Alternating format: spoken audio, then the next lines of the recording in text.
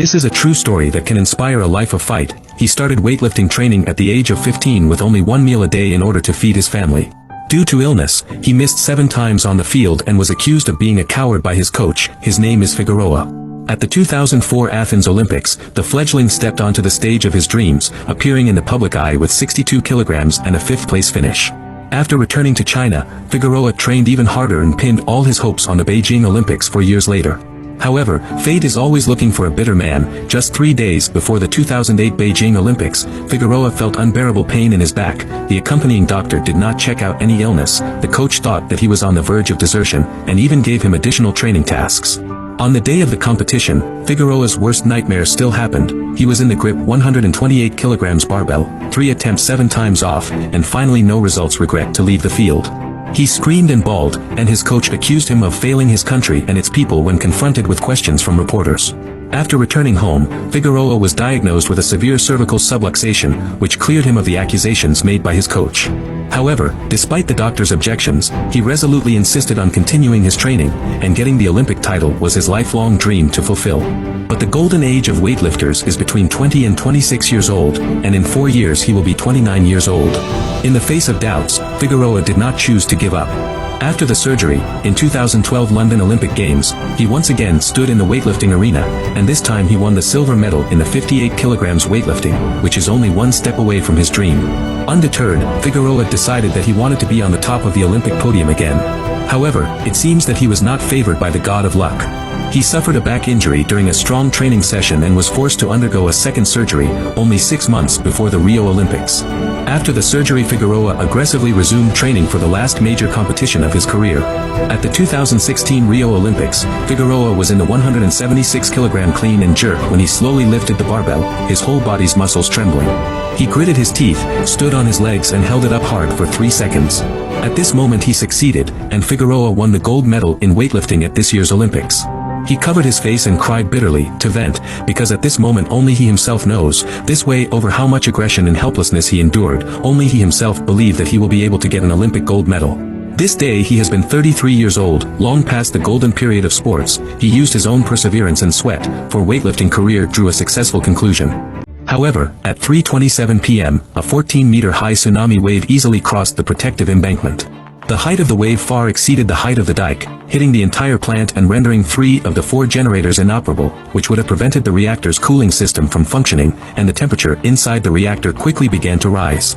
At 6 p.m., the water level inside reactor number 1 was the first to drop to its lowest level, leaving the tops of the nuclear fuel rods exposed to the air, and temperatures began to rise in the core section of the reactor. 30 minutes later, the fuel inside reactor number 1 had been completely removed from the cooling water. If the fuel rods continue to heat up, a catastrophic nuclear leak could occur once they reach their melting point. Although a nuclear leak is not as powerful as a nuclear explosion, the deadly radiation generated would cover a 3-kilometer radius, and the ecological damage would be spread over a 10-kilometer radius. Local officials took some emergency precautions to cool down the fuel by releasing high-pressure steam from the reactor. However, this nuclear exhaust caused the radiation to spread over a wider area, and 6 minutes later, a hydrogen explosion occurred in reactor 1, which did not detonate the nuclear fuel, but the resulting contamination was spread over a 20-kilometer radius. 2:42 a.m. on March 13th, the cooling system of reactor 3 went on strike, and the water level inside the reactor began to drop. By 7 a.m., the entire fuel rod was completely exposed to the air, and the rod began to melt due to the extreme temperatures. By 11:01 a.m., there was also an explosion of hydrogen in reactor number 3. By 1:15 p.m., the same thing happened at reactor 2, and a hydrogen explosion was inevitable. Since reactor 4 did not have hydrogen that could be detonated, it simply began to burn and release extremely high concentrations of radioactive gases. In order to prevent the leak from turning into a nuclear explosion, they cooled each reactor by pumping seawater all the way in for several days afterward, a process that lasted 9 days. A large amount of hazardous radioactive material was released directly into the atmosphere during the leak, and according to TEPCO in 2013, large areas of groundwater were severely contaminated, and radioactive substances were detected even in tap water and agricultural products. To this day, the 200 square kilometers of land surrounding the Fukushima Daiichi nuclear power plant is still considered a nuclear exclusion zone. Due to outside pressure, TEPCO stored the treated nuclear effluent in tanks. As more and more sewage was produced, the cost of storing it became higher and higher, and finally, despite the opposition of the majority of countries, Japan began to discharge the nuclear sewage into the sea on August 23 of this year, and this heartless move will continue for 30 years. Do you know how powerful Qian Xuesun's ballistics were? At first, they said that he was able to support 5 divisions, but in fact, this is far from highlighting his value. Qian Xuesun developed the Qian Xuesun ballistic to make the flight trajectory of missiles uncertain. So far no air defense weapon can be cracked. So why is Qian Xuesun's ballistics so powerful? What exactly is the way to make the mass and volume of the missile is very large turn? In fact, the early missile trajectory is similar to a parabola. Not only the trajectory is simple and stay in the atmosphere for too long, it is easy to be intercepted. 1940s, when still studying in the United States, Qian Xuesun began to think about a problem. Can you make the missile as much as possible to minimize the time of stay in the atmosphere, and let its trajectory become complex and variable? After Qian's research, a new type of missile trajectory was envisioned, which is the boost glide trajectory. The special feature of this kind of ballistic trajectory is that it fuses the trajectories of ballistic missiles and fly-by-wire missiles, thus giving him both the ability of ballistic missiles in terms of surprise and defense, as well as the flexibility of fly-by-wire missiles. He uses the ICBM as the basic delivery vehicle, and when the missile is sent to the highest end of the trajectory, if it dives, it is at this stage that the missile is depowered, i.e., it is completely gliding to ride the air currents. When the missile is in its final dive, not only does it travel at speeds up to about 20 times the speed of sound, but its altitude is so low that it is basically in the radar's blind spot. It would be technically impossible to closely track a vehicle at this speed and respond in time to guide an anti-missile missile to intercept it. China's Dongfeng 17 missile is an unpowered boost-glide ballistic hypersonic vehicle. In simple terms, is the use of ballistic missile's rocket engine to arrive at the apex of the ballistic missile boost acceleration to hypersonic speeds, and then flying at the edge of the atmosphere, the use of sliding down the action of the large band to bring the negative pressure to achieve the floating type of Mach 10 jump glide. The Mach 10 jump glide flight can carry out medium and long-distance glide flight, mainly used for long-range rapid strike. In fact, in addition to Qian Xuesun ballistic, scientists in Europe and the United States have also developed a corresponding Sanger ballistic. Its principle is also very similar to Qian Xuesun ballistic. It is also a gliding trajectory, and the extremely low drag through the critical point of the atmosphere makes it possible to greatly increase the range.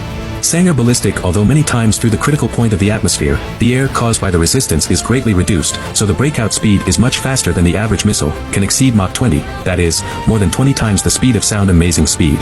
But its biggest drawback is that the flight altitude is too high. The missile range half of the height of more than 40 kilometers, such a height in the anti-missile system, the most easy to hit the height of the range, far less than the Qian Xuesun ballistic stealth. Do you know how amazing the mechanism wheel is? It allows ordinary vehicles to move laterally, rotate in place, or move forward 45 degrees. The core key to this tire is that it can generate driving force at a 45-degree angle. When a normal tire rotates, the friction caused by contact with the ground is the driving force of the vehicle. But it's always straightforward, and even if you add some 45-degree threads to the tires, the direction of the driving force will still not change. So in daily life, if an ordinary car wants to change direction, it has to use the steering wheel control lever to rotate the tire angle to adjust the direction of travel. How was the mechanism wheel first designed? In front of you, this is a tire similar to a wheel hub, with a roller on it that can roll independently, and when you transfer force to the roller, it will rotate on the tire itself. Another situation is to fix the roller on the tire, and the roller will move with the tire. So what would happen if these two ideas were combined? So there is a fixed roller device with a 45-degree angle. The person who invented this tire installed multiple freely rotating rollers inside the tire and bent the hubs on both sides to fix the rollers. In this way, when a motor applies forward force to the tire, due to the free movement of the roller at a special angle, a 45-degree angle of friction or driving force will eventually be generated. And when 4 of these tires are installed on a car, some very interesting pictures can be achieved. The more genius design of this tire is that it sets the roller angles of the 2 diagonal tires in one direction, while the other 2 use the opposite direction. There is another problem. Vehicles equipped with such rollers will vibrate greatly when the vehicle is driving. In order to solve this problem, engineers directly cut off the excess parts on both sides of the rollers, so that the vehicle will no longer have the large vibration problem when this set of tires is installed. To use this set of tires to move the vehicle sideways, one set of diagonal tires needs to use forward force and the other set uses backward force, so that the combined driving force generated by each tire will cause the vehicle to move laterally toward the x-axis. If we only let one set of diagonal tires rotate, the vehicle can move forward or backward at a 45-degree angle. So how to achieve the original rotation of the vehicle? As long as the 2 tires on the same side are directed forward and the other backward, each tire will generate forces in different directions, eventually allowing the vehicle to complete operations such as turning around on the spot. This is the invention of the mechanism wheel. To drive a car with this kind of tire, the 4 tires must have separate driving motors. Moreover, the disadvantages of this kind of tire are that it is expensive and difficult to process. 90% of it is made of metal, and it is slow, heavy, and has poor load-bearing capacity, so this type of tire is generally only used on special vehicles.